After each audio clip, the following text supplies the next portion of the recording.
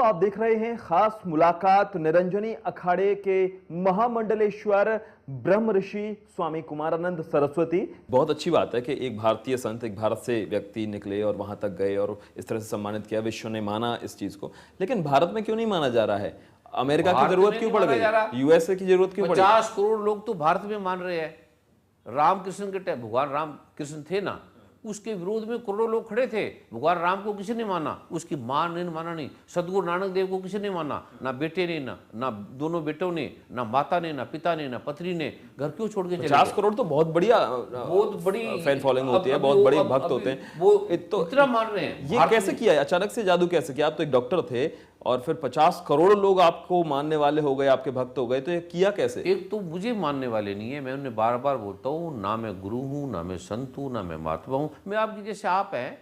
अब जैसे आप कोट पहन सकते हैं, आप कार चला सकते हैं, तो लोग कहेंगे अरे अरे आप कार चलाने लगे। आया तो आपके माध्यम से ही ना? नहीं, मेरे माध्यम से आया। मैंने पढ़ा उस ग्रंथों में, तो मैं जो देता हूँ वो विवरण देता हूँ कि ये फलां फलां ग्रंथ में फलां फलां लिखा है, आप करके देख लो।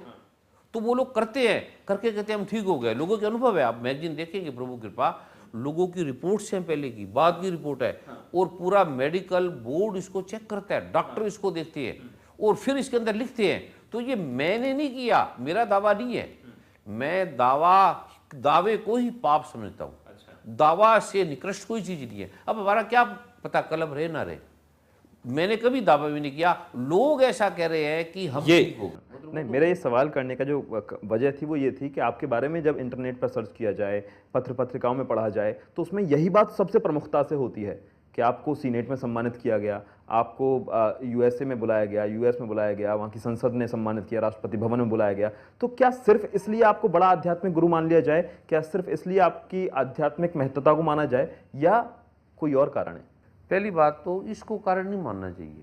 कारण ये इसको मानना चाहिए कि मेरे से हुआ क्या। हाँ, जो मैं ये दे रहा हूँ उससे हुआ क्या। हाँ भाई, क्या दे रहे हैं? तो जो हुआ ये है कि जो 50 करोड़ लोग ठीक हो गए, वो सीनेट से बड़े हैं।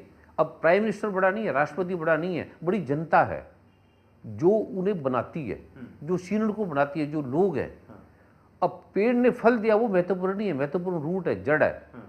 जो हुआ क्या, हुआ ये कि जिसको वो वैज्ञानिक मानते ही नहीं थे कि क्या पाठ से, पूजा से, बाइबल से, वेदों से, शास्त्रों से ठीक होंगे, उन्होंने देखा हमारे यूएसए में हजारों लाखों लोग ठीक हो गए।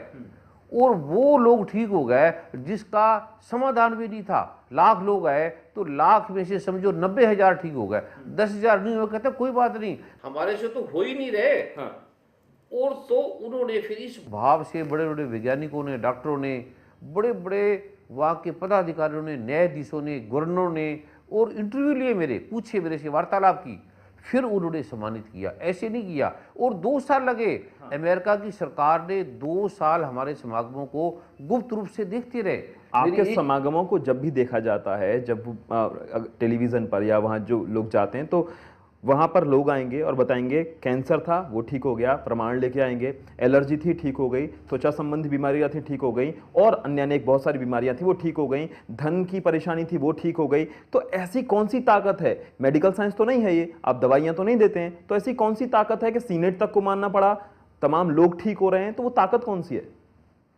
वही मैं उनको बताता हूँ कि अगर आप मुसलमान हैं तो मैं आपको कुरान पाक से दूंगा, अगर आप हिंदू हैं तो मैं आपको वेदों से, रामायण से, जो धर्म ग्रंथ है उनसे दूंगा, अगर आप ईसाई हैं तो बाइबल से दूंगा। उन्हीं के जो सनातन मार्ग है, उन्हीं के जो सनातन ग्रंथ है जिनको वो मानने वाले हैं, उनसे दूंगा। अगर आप नहीं मानने वाले, धर्म ग्रंथों को नहीं मानने वाले, तो मैं आपको विज्ञान से दूंगा। तो उन्होंने देखा कि जब ये 1 नहीं 2 नहीं इतने साल हो गए और बार बार लोग, और जब भी आते हैं, अभी आप समागमों में जाओगे, अगली बार आपको डबल मिलेंगे, और डबल मिलेंगे विरोध करने के बाद। मतलब ऐसा कोई व्यक्ति नहीं है, वैज्ञानिक विरोध कर रहे हैं, डॉक्टर विरोध कर रहे हैं, संत विरोध कर रहे हैं, हर व्यक्ति विरोध कर रहा है। एक नाव है, बहाव जा रहा है सीधा, और बहाव के साथ नाव जा रही है, ये कोई महत्वपूर्ण नहीं है।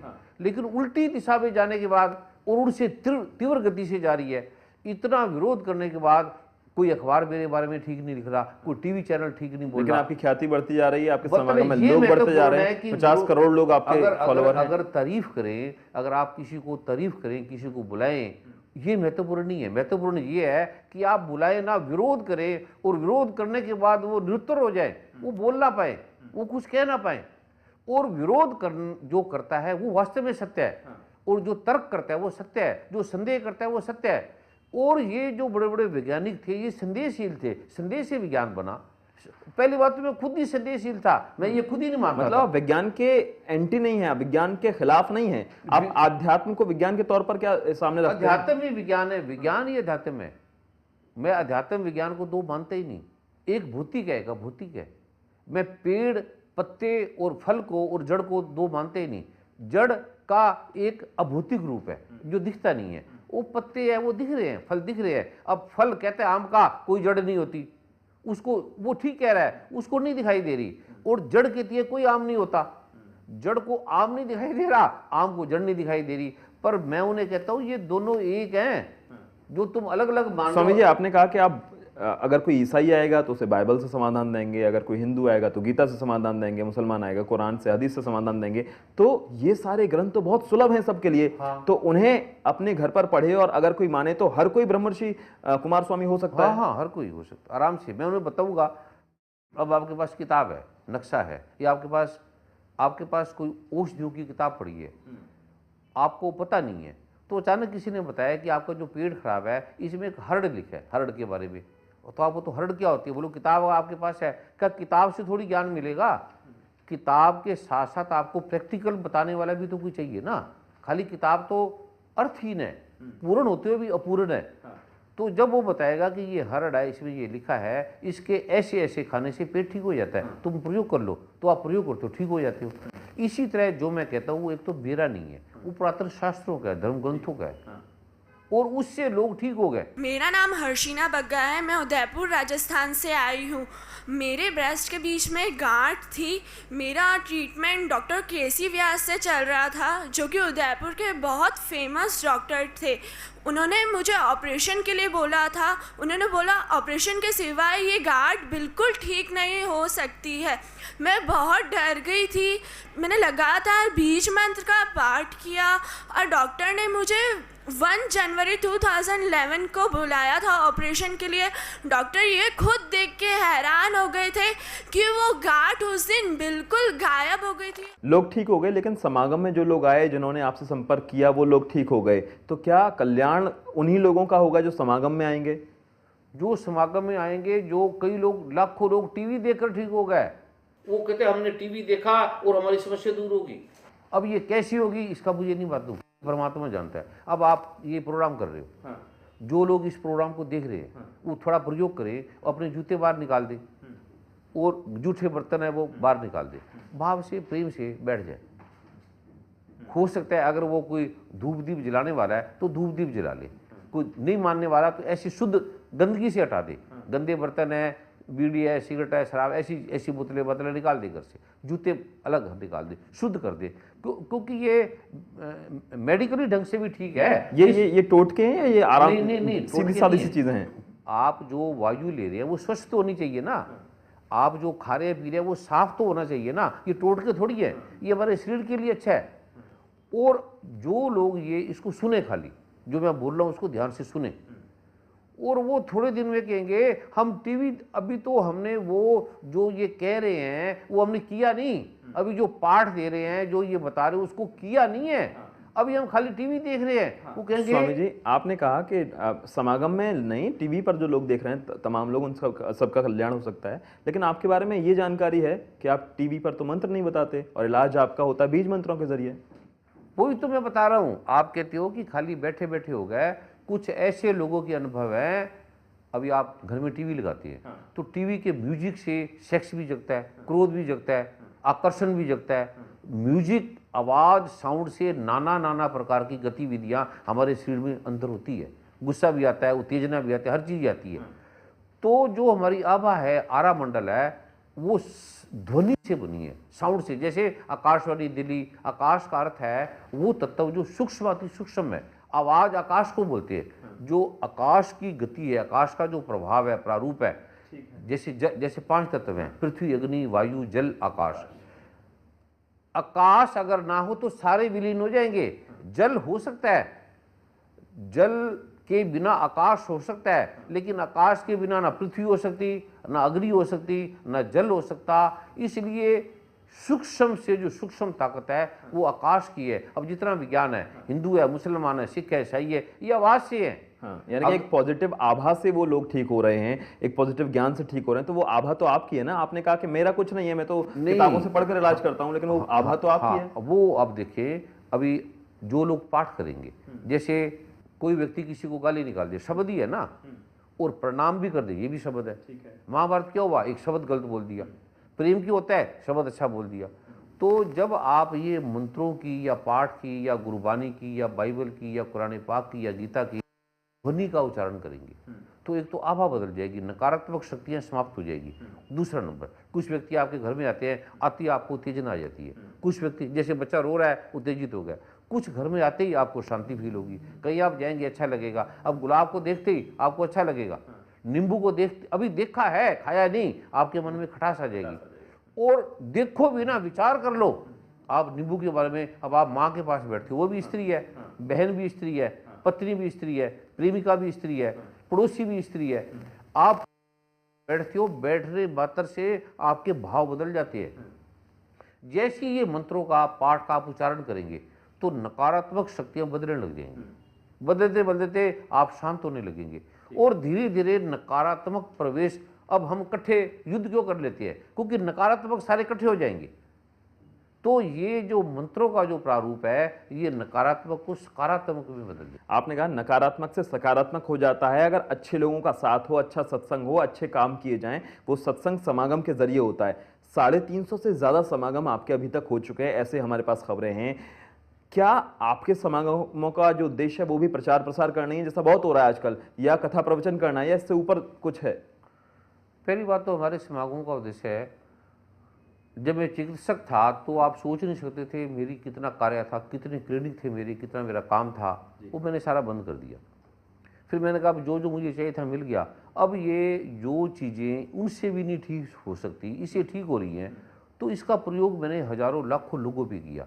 फिर मैंने कहा अरे ये सरल सा है, 5-10 मिनट का पाठ है, अभी आप कभी प्रयोग करो, बच्चे पढ़ते नहीं हैं, सब्जेक्ट को समझ नहीं रहे, तो आप उन्हें बोलो बेटे ये 5 मिनट पाठ कर लो। जो सब्जेक्ट उनकी समझ में नहीं आता वो समझ में आने लगेगा, वो हैरान हो जाएंगे। और किस किस तरह से बच्चे किस किस श्रेणियों को प्राप्त हुए, कैसे कैसे बन गए, ये लाखों लोग इसके प्रमाण हैं। जो समस्या है, अभी आप ये जो मैं दूंगा आप प्रयोग कर लें, सभी लोग सुन रहे हैं, लाखों करोड़ लोग सुन रहे हैं। खाली पति पत्नी में लड़ाई हो रही है, या घर में भाई भाई में किसी में विवाद हो रहा है, लड़ाई हो रही है, उसका समाधान नहीं हो रहा, बहस हो रही है, विवाद हो रहा है, तो जो मैं ये पाठ बताऊंगा, आप 5 मिनट, जैसे पत्नी लड़ रही है या पति लड़ रहा है, तो दूसरा 5 मिनट भी नहीं 3-4 मिनट मन में बोल लेगा, पता भी नहीं लगेगा, और 3-4 मिनट में वहाँ शांति हो जाएगी, लड़ाई बंद हो जाएगी, शांत हो जाएगा, कोई समस्या का समाधान नहीं हो रहा। कोई बच्चे पढ़, इसे साइंटिफिक बेस पर कैसे माना जाए? तो साइंस वैसे ही हो नहीं गया ना, मान कोई सकती, चटनी के साथ समोसा खाने की सलाह दे रहा है, पहली कोई बात- कह रहा है कुछ कर लीजिए, 5 ग्राम तिल बहा दीजिए, उससे ठीक हो जाएंगे। तो ये तो वैसी बात लग रही है ना। साइंस का बेस क्या है? पहली बात साइंस का ये बेस है, पहली बात तो इसको साइंस समझ ही नहीं सकती, क्योंकि अब अंधा पूछेगा कि ये तुम लाल पीला नीला रंग कह रहे हो, इसकी साइंस क्या है, अब आप क्या बताओगे? अब आप पहली बात तो अंधकार से पूछोगे कि सूर्य, अंधकार पूछेगा आपसे कि सूर्य की साइंस क्या है, तो आप क्या बताओगे? गूंगे ने गुड़ खा लिया, ठीक है, तो दूसरा भी गूंगा है, दूसरा भी बहरा है, तो उससे आप गुड़ मीठा है कैसे बताओगे, मीठा क्या होता है कैसे बताओगे? पहली बात तो इसे गीता में, ग्रंथों में, शास्त्रों में कहा है कि ये वैज्ञानिक नहीं, लौकिक जो विज्ञान है वो लौकिक विज्ञान है, भौतिक विज्ञान है, 5 तत्वों से बना है। इसको गीता में, शास्त्रों में, कुरान पाक में, बाइबल ने अलौकिक कहा है, ला इला इल्लल्लाह। श्री गुरु ग्रंथ साहब में कहा है एक ओंकार सतनाम कर्ता पुरुष निर्भोर निर्वैर अकाल मूर्त अंजुनी से भंग गुरु प्रसाद जप। ये कृपा से सोचे, सोचना हुई ये सोची लखवार, सोच में नहीं आएगा, लाख बार सोचते रहो, करोड़ों बार सोचते रहो। गीता में भगवान ने कहा अर्जुन, मन से, चित्त से, बुद्धि से, सूक्ष्म से तू इसको नहीं जान सकता, क्योंकि ये सूक्ष्म, तू सूक्ष्म है। अब आप कहोगे ये मन से नहीं जान सकता, तीन तो मन है, चेतन अचेतन, कॉन्शियस सबकॉन्शियस, कलेक्टिव अनकॉन्शियस। कोई मन से नहीं जाना जा सकता, वो फिर विज्ञान है। बुद्धि से नहीं जाना जा सकता, वो विज्ञान है। हमारा जो विज्ञान है वो मन चित्त बुद्धि से ही जाना जा सकता है, क्योंकि मन चित्त बुद्धि का एक रूप है। ये पहली बात तो विज्ञान या जा ही नहीं सकता। अंधेरे को, सूरज को जानने के लिए अंधेरा वहां जा ही नहीं सकता। पहले यही मैं पूछना चाह रहा हूँ, तो क्या विज्ञान अंधेरा है, विज्ञान गूंगा है, विज्ञान बहरा है? नहीं, जैसा आपने कहा विज्ञान कि स्वाद तो ले ही नहीं सकता, तो विज्ञान क्या जो अंधेरा है? विज्ञान भौतिक विज्ञान है, पहले आप समझ लीजिए। भौतिक विज्ञान है, पृथ्वी अग्नि जल वायु आकाश। फिर दूसरा नंबर ये मैं थोड़ी कह रहा हूँ, वेद कह रहे हैं, श्री गुरु ग्रंथ साहब कह रहे हैं, बाइबल कह रहे हैं, वो सारे झूठ बोलेंगे। चलो मान लो गीता झूठ बोलती है तो कुरान भी झूठ बोलेगी। चलो मान लिया कुरान झूठ बोलती है तो श्री गुरु ग्रंथ साहब झूठ बोलेगा। चलो श्री गुरु ग्रंथ साहब भी झूठ बोला है तो वेद झूठ बोलेंगे। तो ये सारे ग्रंथ एक ही चीज को कह रहे हैं, एक है अल्हम्दुलिल्लाहि रब्बिल आलमीन, एक ओंकार, एको ब्रह्म द्वितीय नास्तिक। जो मन बुद्ध चित्त से बुद्धि से नहीं जाना जा सकता तो कोई चीज तो होगी। यानी आपके समागमों में जो उपचार की पद्धति है वो आपकी नहीं होती है, वो पूरी तरह से मौलिक आपकी नहीं है, वो पुरानी हमारी जो जितने शास्त्र हैं उनका निचोड़ है, वही आप बता देते हैं। हाँ, वही इलाज ये है। मेरी नहीं है, जिसे हम सारे लोग भूल गए, जो युवा वर्ग भूल गया है। वो भूलने से हुआ क्या है, सब ड्रग ले रहे हैं। 90% युवा गलत दिशा में चला गया। और होना उल्टा चाहिए। जितना विज्ञान, जितना सरकार योगदान दे रही है, जितना हमारे देश हेल्प कर रहे हैं, इतना विकास कभी भी नहीं हुआ। और इतना होने के बाद युद्ध हो रहे हैं, लड़ाई हो रही है, झगड़े हो रहे हैं। स्वामी जी 15 नवंबर 2011 को यूके की पार्लियामेंट में, जहां प्रधानमंत्री रहते हैं, वेस्टमिनिस्टर पैलेस में आपको सम्मानित किया गया था।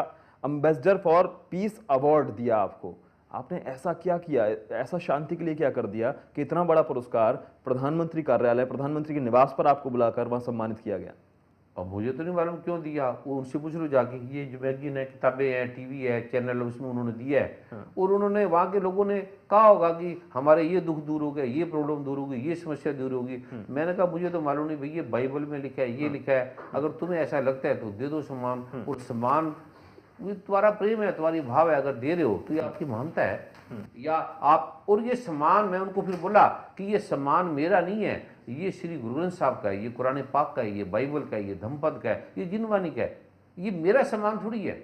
अब आपका कोई सम्मान कर रहा है, आप अच्छे बोल रहे हो, तो ये आपके टीवी चैनल का सम्मान है ना। तभी ये सवाल है ना। तो आपने क्या किया है? इतना बड़ा आपको ख्याति मिली है, इतने लोग आपको भगवान की तरह पूजते हैं, इतने बड़ी बड़ी जगह आपको सम्मानित किया जाता है, आप जो बातें कह रहे हैं वो शास्त्रों में लिखी हुई हैं, तो आपने क्या किया है?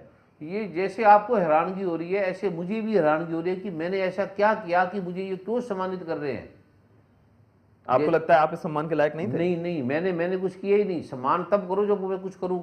मैंने तो इतना बताया कि ये ग्रंथों में ये लिखा है, इससे ये चीज। आपने बताया कि भाई ये हरड़ है, मुझे किसी ने बताई थी, मेरा पेट ठीक हो गया। और आप भी खा के देख लो, ठीक होता है तो आप भी खा लो। लोगों ने खाई, लोग ठीक हो गए। तो इसमें आप बोलते हो यार मैंने इसमें क्या किया ऐसा। चलिए स्वामी जी, आपका बहुत शुक्रिया। वक्त थोड़ा कम है, बहुत शुक्रिया।